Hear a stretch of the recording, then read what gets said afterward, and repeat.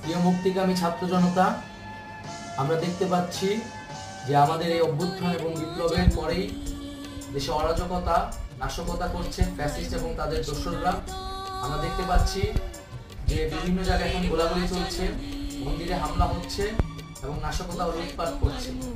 আমরা মনে করি আমাদের যে ছাত্র নাগরিকদের অভ্যুত্থান তাকে নস্যাৎ করার জন্যই পরিকল্পিতভাবে এই ধরনের ঘটনা ঘটানো হচ্ছে। আমরা মুক্তিকামী ছাত্র জনতাকে সজাগ এবং সতর্ক থাকতে আহ্বান জানাচ্ছি এবং আমাদের যে অন্তর্বর্তীকালীন সরকার, আমরা সেই সরকারের প্রস্তাবনা 24 ঘন্টার সময় নিয়েছিলাম। জরুরি পরিস্থিতি মোতাবেক আমরা এখনই তার একটি রূপরেখা ঘোষণা করছি।